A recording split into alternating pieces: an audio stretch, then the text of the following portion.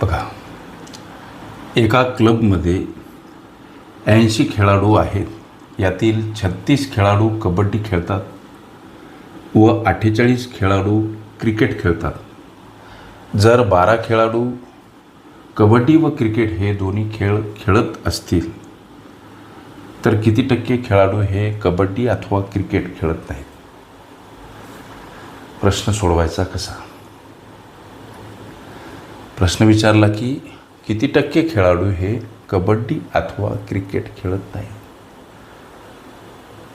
हे जे वाक्य आहे या वाक्याला असं म्हणायचं की किती टक्के खेळाडू हे दोन्हीही खेळ खेळत नाही. मग मात्र असं जर लिहिलं असतं तर तुमच्या डोक्यामध्ये लाईट लागला असता, उत्तराप्रत जाण्यासाठीची चाहूल लागली असती. म्हणून थोडंसं नागमोडी वळणाचं हे शब्दस्वरूप लक्षात घ्या.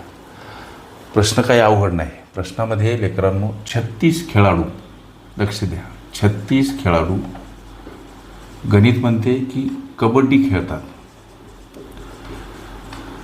लक्ष द्या.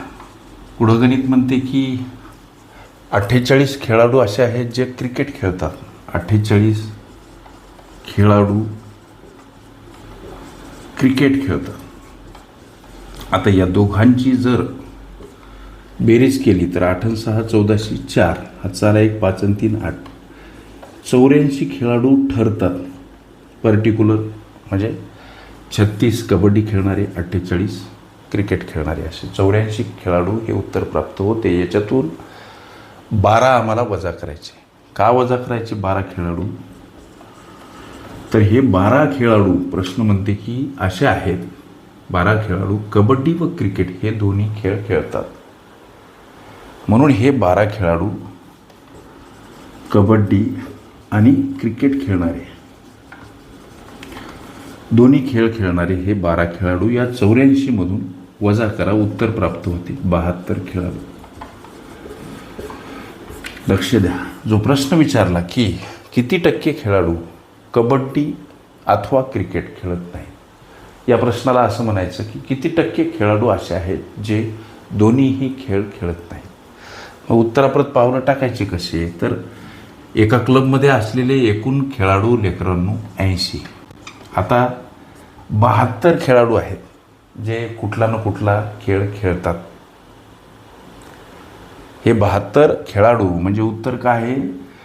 हे 72 खेळाडू म्हणजे हे कुठला तरी खेळ खेळणारे, कोणी कबड्डी खेळत असेल, कोणी क्रिकेट खेळत असेल. हे 72 खेळाडू जे उत्तर प्राप्त झालं हे कुठला तरी खेळ खेळणारे खेळाडू आहेत.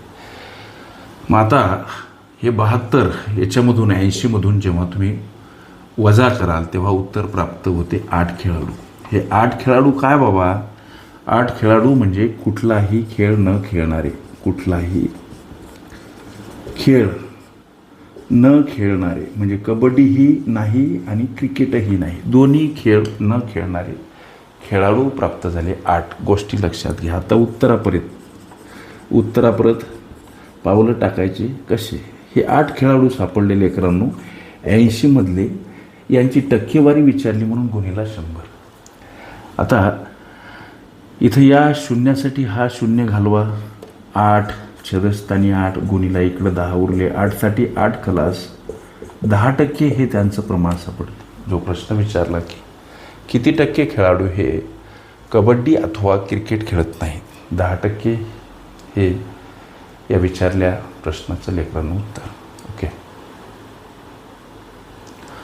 संकीर्ण प्रश्नसंच ही माझी प्लेलिस्ट अवश्य बघा. त्यामध्ये विविध स्पर्धकांनी विविध अंगांनी विचारल्या संभाव्य अशा असंख्य प्रश्नांचा सराव तुम्हास करते.